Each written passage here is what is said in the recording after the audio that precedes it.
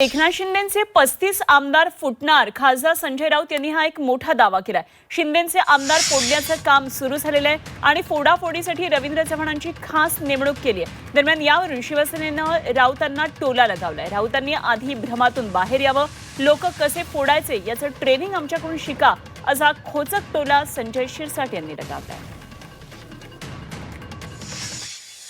मी हे तुम्हाला आता सांगत नाही, गेले वर्षभर सांगतो यांचे 35 आमदार फुटणार आहे.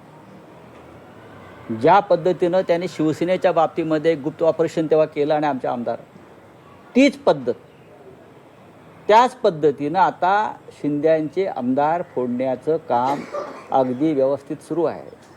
रवींद्र चव्हाण हे भारतीय जनता पक्षाचे प्रदेशाध्यक्ष आहेत, करेक्ट, कोकणातलेच आहेत आणि डोंबिवलीचेच आहेत. त्यांची नेमणूक खास त्यासाठीच केलेली आहे डोंबिवलीतून. ज्याला राजकारण कळत आहे त्यांनी ते राजकारण समजून घेतलं पाहिजे.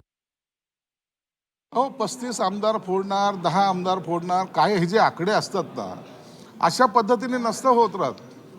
ही जी काय कार्यपद्धती जर शिकायची असेल तर आमच्याकडून शिका ना. 1.5 वर्ष आम्ही सगळं प्रॅक्टिस केल्यानंतर सुद्धा तुमच्या बुडाखाली कधी गेले निघून सर्वजण, तुम्हाला सुद्धा ते कळालं नाही. आणि ती खुर्ची ओढायचं काम सुद्धा आम्हीच केलेलं आहे. म्हणून आम्हाला कोण फोडणार या भ्रामक कल्पनेमध्ये त्यांनी राहू नये. आम्ही मजबूतीने आहोत, एकनाथ शिंदे साहेबांच्या नेतृत्वात काम करत आहोत आणि आमच्यातला कोणीही एकही माणूस इकडे तिकडे जाणार नाही. अहो संजय राऊत, जेव्हा 40 आमदार तुमच्या शिवसेनेमधनं बाहेर पडले तुम्हाला कळलं नाही आणि आता शिंदे सेनेतली लोक बाहेर जातात हे तुम्हाला कळतंय. त्यावेळेला तुम्ही सरकारमध्ये होतात, त्यावेळेला तुम्ही महाविकास आघाडीचे शिल्पकार होतात.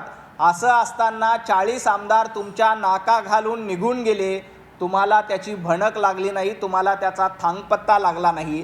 आता सरकारच्या बाहेर आहात, आता तुम्ही घरात बसून आहात.